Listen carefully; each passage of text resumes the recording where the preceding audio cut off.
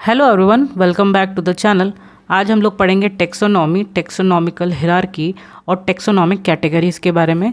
और ये NCERT biology class 11th का फर्स्ट चैप्टर का सब टॉपिक है।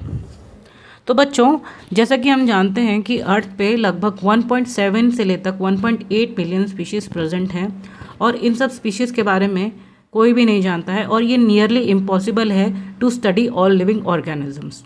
ठीक है, तो इस चीज़ को इजी बनाने के लिए क्या किया गया है, इन सब को जो है इन ऑर्गेनिजम्स को क्लासिफाई कर दिया गया है। इनको क्लासिफाई इस तरीके से किया गया है जो इनके इजीली ऑब्जर्वेबल कैरेक्टर्स हैं उनके हिसाब से जो है इनको क्लासिफाई कर दिया गया है।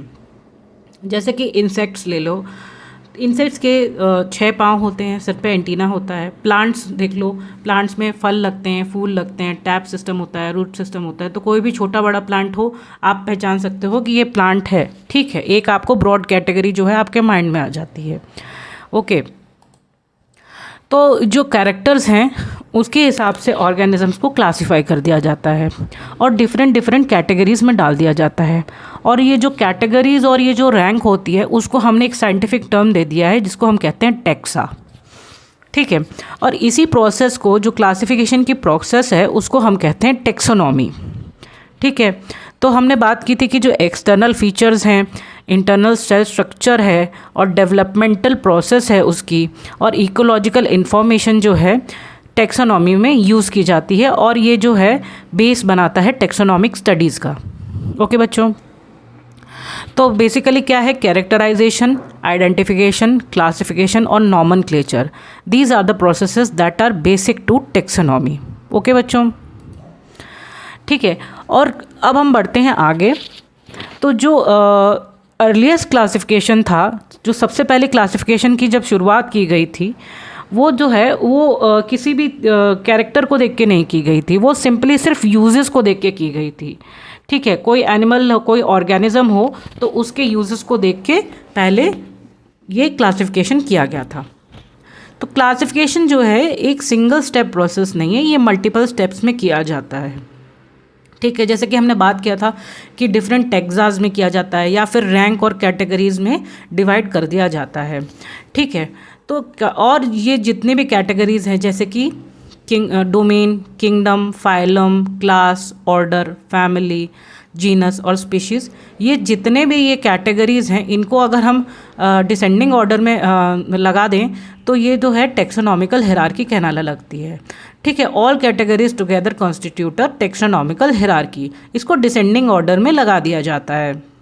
ओके बच्चों, तो सबसे पहले आता है kingdom, phylum, class, order, family, genus और स्पीशीज़। और ये जो है किंगडम से नीचे किंगडम से नीचे हम बढ़ेंगे, phylum, class, order, family, genus, species. इसको नीचे जैसे जैसे हम बढ़ते जाएंगे वैसे वैसे जो है इसमें जो इंक्रीजिंग और स्पेसिफिसिटी बढ़ती जाएगी। मतलब कि क्या है कि किंगडम जो है एक बहुत ब्रॉड कैटेगरी है, इसमें बहुत, मतलब इसमें क्या एक ब्रॉड कैटेगरी आती है प्लांट और एनिमल्स की। ठीक है, यही एक ब्रॉड कैटेगरी प्रेजेंट है अर्थ पे। ओके बच्चों, फिर उसके बाद कुछ सिमिलैरिटीज़ देखी जाती हैं, जैसे कि कुछ मान लीजिए कि एनिमल किंगडम हमने ले लिया, तो एनिमल किंगडम में मान लीजिए कोई मछली है। ठीक है, उस मछली में कुछ सिमिलैरिटीज़ होगी। ठीक है, तो उसको हमने उसकी फाइलम में उसको रख दिया। फिर और उनमें सिमिलैरिटीज़ बढ़ेगी तो उसमें उसकी क्लास बना दी। फिर उसके बाद और सिमिलैरिटीज़ बढ़ेंगी तो उसके ऑर्डर को बना दिया। फिर उसके बाद और स्पेसिफिसिटी बनेगी तो उसकी फैमिली को बना दिया। फिर जीनस बना दिया, फिर स्पीशीज़ बना दिया। तो इस तरीके से जैसे जैसे कॉमन पॉइंट्स बढ़ते चले जाते हैं, वैसे वैसे जो है हम स्पीशीज़ की तरफ बढ़ते जाते हैं।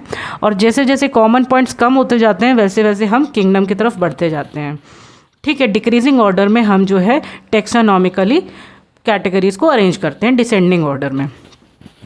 तो अगर इस तरीके से आपको याद ना रहे कि kingdom, phylum, class, order, family, genus, species इस तरीके से अरेंज करना है, तो आपको इस तरीके से याद कर सकते हो कि Kohli play cricket on field grass S, इस तरीके से हम उसको अरेंज कर सकते हैं।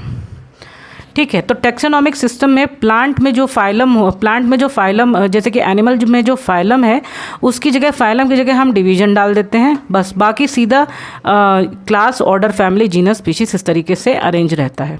अब हम जो है एग्जाम्पल से समझते हैं।